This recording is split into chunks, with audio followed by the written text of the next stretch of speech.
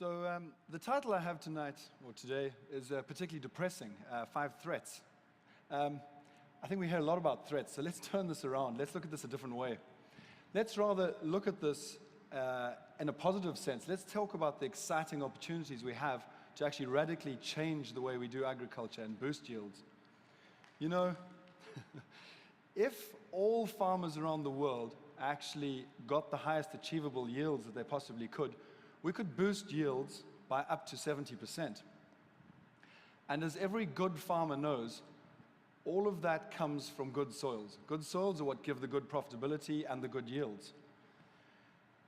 I've got 2 maps here. On the left, you'll see a yield map of a 64-acre cotton field in Georgia.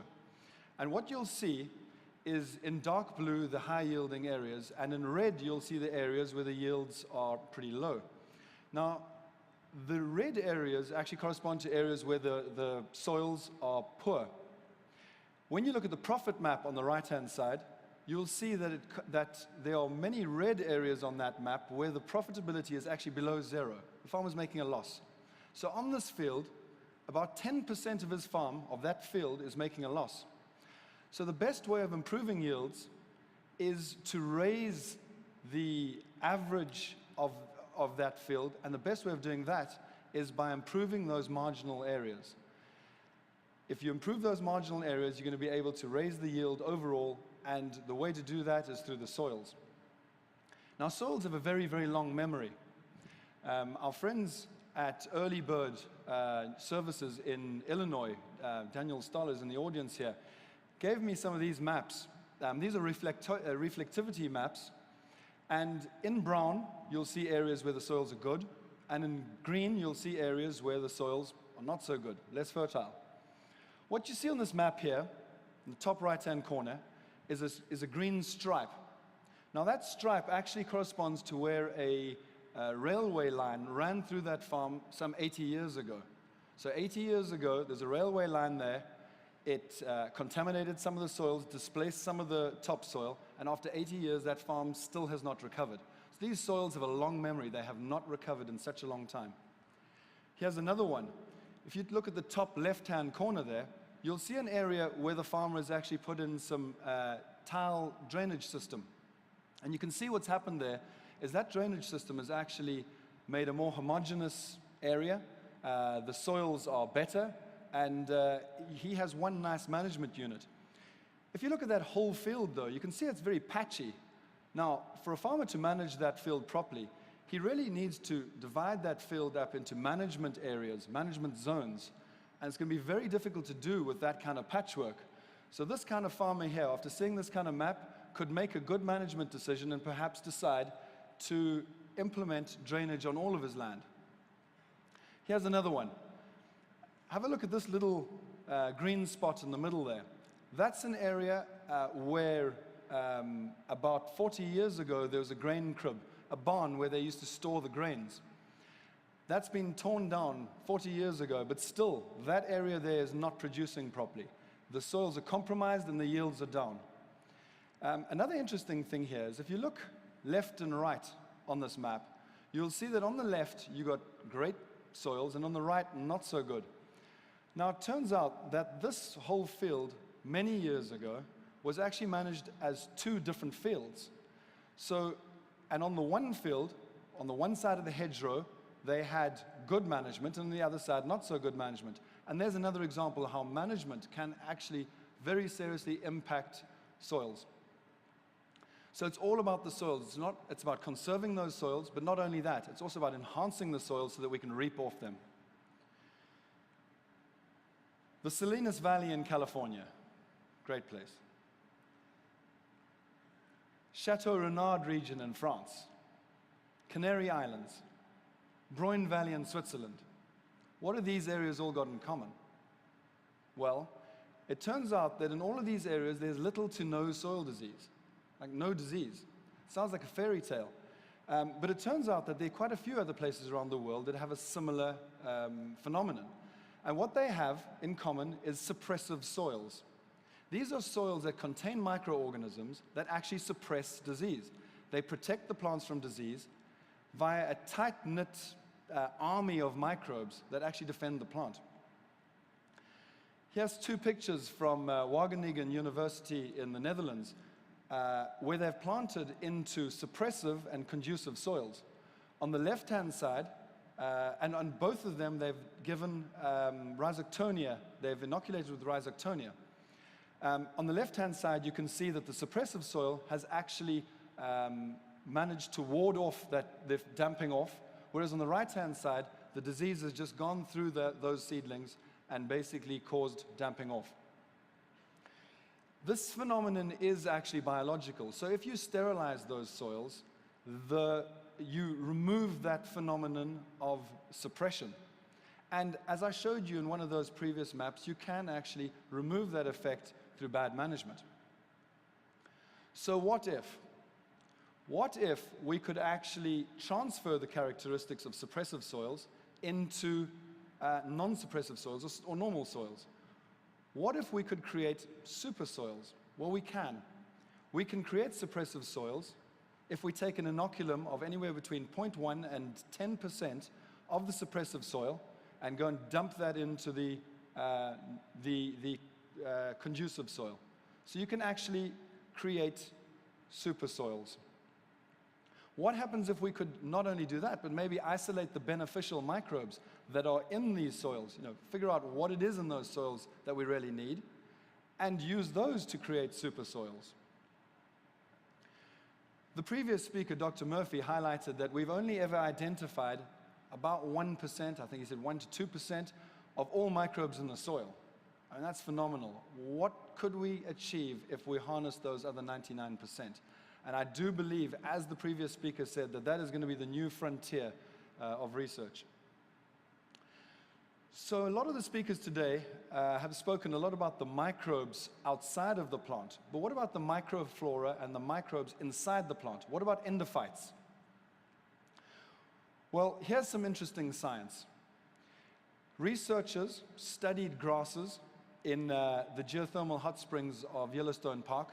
These are extremely hot soils, 70 degrees centigrade, and they looked at those grasses, and what they find is that those grasses don't, those grasses are growing in association with symbiotic bacteria, they can grow all the way up to 70 degrees centigrade, or 160 degrees Fahrenheit. But where they are not growing with those symbiotic fungi, they basically die out at about 40 degrees centigrade. So there's something in that association between the fungi and the plant that is giving a resistance to the plant, giving it an ability to fight and to overcome heat stress. So what if we inoculated the roots of wheat with endophytes? Well, the results is that you can actually create wheat that can grow at 70 degrees centigrade, 160 degrees Fahrenheit, and you need about half the water. What if you inoculated rice with fungi that maybe you got from from fungi that comes from the roots of dune grass that grows in very salty and very sandy environments? Well, you can actually create rice that is salt tolerant, grows 5 times larger, and needs half the water. Another example, you can inoculate rice with fungi isolated from high altitude strawberry plants. These are plants that grow at 4 degrees centigrade, and what you get is rice that is cold tolerant. So in their natural environments, all of these plants are supported by a vast network, by an army of invisible bacteria, fungus, virus, and other microbes. When we grow our crops, optimum sunlight, water, temperature, fertile soils, these things aren't all together at the same time. In fact, they very rarely are. And plants depend on these microbes that they're partners to survive when one or more of these conditions aren't there. So let's just look quickly at, for example, at flooding. Flooding leads to oxygen starvation, and that creates ethylene production in the plant, and that ethylene production actually shuts the plant down. But many bacteria actually express an enzyme that allows that blocks that ethylene production and allows the plant to carry on growing. Salinity. There are many negative effects that come from highly saline soils. But endophytes that come from dune plants, for example, or other plants that grow in very saline soils can actually confer salt tolerance. But not only that, there are other fungal strains that can actually bind up that salt and take it out so that it doesn't harm the plants. Heavy metals. Heavy metals interfere a lot with plant function and do cause a lot of cellular damage. But again, we have found bacteria that can actually sequester some of those heavy metals and can inhibit plant stress response. High temperatures. These cause damage to enzyme systems. And I found an interesting fact that even a 1 degree centigrade change in nighttime temperature can reduce rice productivity by up to 10%. I showed you how symbiotic microbes can actually confer heat tolerance to plants. Low temperatures. This normally damages cell membranes. And what we can do there, again, is beneficial microbes to give benefits, give resistance to plants against cold stress. So here's a nice list of things that microbes do. I got this from the US Microbial Association report that was released last year. It's a great list. Increased nutrient availability, enhanced plant root growth, neutralizing toxic substances, plants more resistant to stress such as drought, heat, flooding, even deterring pathogens. But there's one thing that I didn't see in this report last year, and that is something called rhizophagy. This is a very new concept, and it's something that came out in a report last year. It's a process by which live microbial cells are actually engulfed by root cells and digested. So, in other words, root cells engulf these microbes, take the nutrients out of it, and use it for their own as a nutrient source. Researchers in Queensland, Australia, basically observed this yeast being engulfed and digested by roots of sugarcane and tomatoes. And what they found was an increase in nitrogen, phosphorus, a root ball or a root mass that was up to 50% greater, and greater plant vigor overall. This is extremely significant because up until now, we've really thought about plant nutrition as being only coming from fertilizer, from chemistry. Whereas what this shows is that there's actually a portion of plant nutrition that comes directly from the soil microflora. Directly meaning, in a way, you can almost think of it as plants eating those microbes, actually engulfing that microflora. So the question is, how much nutrient or nutrition actually comes from that source? And I think that's a good question for the future. You know, humans domesticated plants thousands of years ago, and when they domesticated plants, they did so without any consideration of all of this microflora and any of these communities that are so essential to plant growth. Our major crops that we select today are bred and cultivated with very little attention to these microbial partners. And quite frankly, for the last 50, 100 years, we've actively been trying to kill as many yeasts, funguses, viruses as we can on the farms. So what if, when we start breeding our plants, we started thinking a little bit more about breeding them to live in association with microbes? What happens if we start selecting plants and plants' genetics also in concert with the microbes that they need to help them through life? Now, these technologies are actually out there, a lot of them. And some of the big agricultural companies are seeing an opportunity, and they're investing heavily. They're going out there to find these solutions. Recently, Dr. Borst actually mentioned that Monsanto has bought, Syngenta have bought, and even Bayer have bought. All of these companies are trying to get into this space. At Alltech Crop Science, we've been doing natural products for 20 years. We're the only one in the world that I know of that does all of our science based on yeast and fermentation. And I think this picture up here is particularly important. This is a picture of our yeast factory in Brazil. It's the biggest factory, yeast factory in the world. I think some of you would have gone to our algae plant. It's the biggest algae plant in the world. We have one of the biggest capacities to produce bacteria in the world right here in Kentucky. So we are very, we produce a lot of our natural products, or all of our natural products, in facilities like this. Now, natural products don't always work. And they don't work because of one thing: variability. Variability means that when products, natural products are variable, it means you can't research them because they're inconsistent.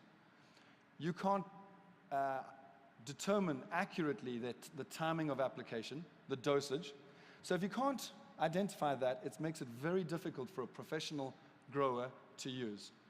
So consistency is absolutely key. Not all natural products work, but when they get produced consistently and well-researched, they will work.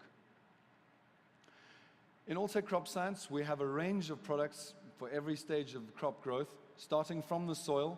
These are products that actually work on the soil, work on that microflora, work on the organic component of the soil, and improve soil condition in general. And you've heard a lot about the microflora. We have a range of performance products. These are products that, simply put, boost yield. Corn, for example, our friends in Iowa sitting down there have been running for 3 years in corn, and they've seen yields of up to 10% and above yield increases. But not only that, I think a lot of you here are involved with animal nutrition. We also have great results showing increases in starch content of corn, digestibility of corn, protein content of alfalfa, protein content of soybeans. So improved forage quality, and all of that in the end is going to translate to more milk, more meat, more eggs per acre or per hectare. We have a range of nutrition products. These are products that these are minerals that are more bioavailable, more environmentally friendly. And then we have a range of protection products. These are products that naturally help the plant to defend itself. So natural protection so that we can reduce our dependency on chemicals. One example, Soil Set. This is a product that recently got a patent for stress. It's a USA patent and a European patent. Abiotic stress in this case refers to droughts, floods, flash or heat waves, low salinity, frosts, any environmental stress on that plant. So I guess at this point it's only appropriate to finish off with a weather forecast. I saw just a week ago that they're predicting that for the next 3 months there's a 65% chance of an El Nino effect globally. Now, an El Nino is where you have that pool of warm water in the Pacific, and it changes a lot of our global weather patterns. Now, I saw another headline from the BBC basically explaining that the El Nino effect is going to be the reason for the English not doing so well in the World Cup. But kind of typical. But more importantly for us in this room, you can see from this map where the blue dots actually show where over the next 3 months we're expecting more rainfall than normal, and the red dots show we're expecting less rainfall than normal, maybe even droughts.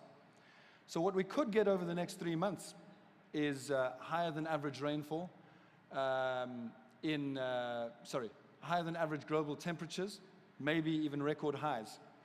We could be looking at droughts in Southeast Asia. Australia is very badly affected very often. Rains and floods in California. California is currently in drought. Storms and floods in Central and South America, and like I said, heat waves, possibly in Brazil for the World Cup. And again, as we saw in an El Nino effect not so long ago, possible spikes in food prices. So we do live in a variable world. But rather than look at some of these threats, what if we could use modern technologies, some of these technologies that you saw today, technologies such as drone technology from David Hunt that he explained, technologies to protect our plants, as was explained by Dr. Borst. Technologies to mitigate against mycotoxins. What if we could take advantage of our soil and our soil microflora? What if we could overcome the threats of climate change, water security, disease, soil quality? What if we could not only mitigate against these threats, but rather harness new, exciting discoveries and technologies to actually radically boost yields? What if we looked a little bit more to the future? Thanks very much.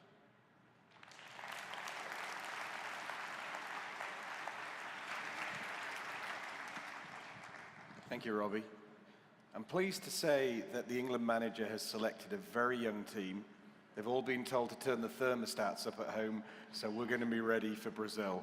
So those who put money on England, don't worry, that money's still safe. Robbie, my aim every day is to come out with a new word to add to my vocabulary, and today that word is rhizophagy. Yes. So is the message you're giving us there that we should stop throwing fertilizer on land and we should start spraying our plants with yeast? Well, I think actually David Hunt in the drone presentation actually made a good point. I think we are entering a new era where chemicals are no longer necessarily the norm, where we really need to re-look at the way in which we fertilize and use our chemicals. So I think, I don't think we're ready to throw our fertilizers out. I think fertilizers play an absolutely vital role. But I think that there is a component of nutrition that comes from the microflora, and I think we need to tap into that. We have some products based on amino acid technologies and yeast technologies that are doing absolutely fantastically, where we're seeing big increases in yields. And as we get to understand more and more about rhizophagy and some of these concepts, I think we're going to see less dependence on fertilizers and more integration with some of these new technologies. Great. You mentioned with the soil set there is a patent on, or a patent on stress management in plants. Do you want to just go into a little bit on the mode of action there as to how that's managing and how you maybe measure it in the plant? So soil set specifically is a product that's going to work on that rhizosphere. It's going to work on the microbiology of the soil, or what we call the agribiome. By modifying that agribiome, you're going to be able to improve the population of microbes and also shift that microbial population to one that's slightly more favorable. It's going to feed the roots. Better, stronger roots are going to give more resistance to droughts, floods, winds, and the such. So really, that product is acting at a soil level, on the soil, and going through the roots from there. Okay, Robbie, Thanks. You met the challenge. Well done. Thank you. Thank you.